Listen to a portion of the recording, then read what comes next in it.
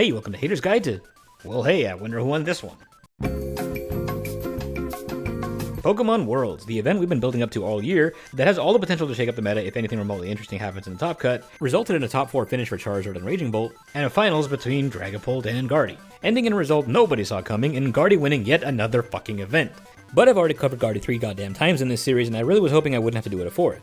So I won't. What I actually want to talk about is the same thing my mom only ever wants to talk about: disappointments. Starting with you.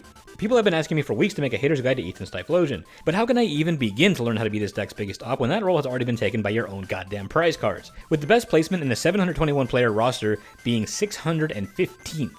There you go, there's your best single prize deck in format. Let's maybe miss me with those requests now, huh? Ethan's Pokemon did make a pretty decent showing, not from Typhlosion, but from Ethan's Ho-Oh, the wildly inconsistent deck that was at least consistent enough to show up on Saturday at 32nd place, no less. Crustle, a deck the chats were ranting and raving about, and what I would probably classify as the meta-hater deck, was championed by Danklin acolytes all over my post and Discord server all last week. I swear, y'all might be insane, but at least you're loyal. Look, if anything, I'm a hater for you. It would be great if that loyalty was rewarded, considering it not only did not make Day 2, Danklin wasn't even one of them. Maybe one day I'll take a class on how to be that good at clickbait. Which brings me to the final disappointment, Gholdengo. Taking 22% of the Day 1 meta share, it made 3 appearances in the top 11, but 0 in the top 4. Imagine having everything: a crazy Iono-proof draw engine built into your ability, a basic that searches your evolution Pokemon, an A-spec that lets you do nigh infinite damage, and 1 in every 5 fucking players playing it, and still being unable to do anything of value. God, I do sound like my mom. Oof, is that how it happened? Yeah, maybe we should get to investigating these events.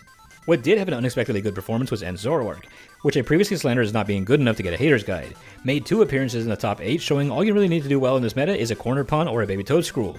I was wrong. And my Damage Counters podcast co-host Snipe the Bench deserves more props for predicting that Toad would show up in the top 8. But we did get more hater fuel at the tail end when the big reveal turned out to be Mega Charizard X, which is like Chien-Pao with a different font. Instead of being a basic attacker with a stage 2 accelerator, it's a stage 2 attacker with a basic accelerator, which, if you ask me, is so much worse. Losing a Bax is devastating for Chien-Pao. Losing Oricorio is as easy as Night Stretcher. And look how goddamn specific this card is. When you have a Mega Fire Pokemon in play, you can accelerate as much as you like, and instead of 60, this shit does 90 per discard. So at 4 discards, you're already bodying everything up to Mega Gardevoir. Did you really think we would ever have a format where there isn't a broken Charizard? I didn't.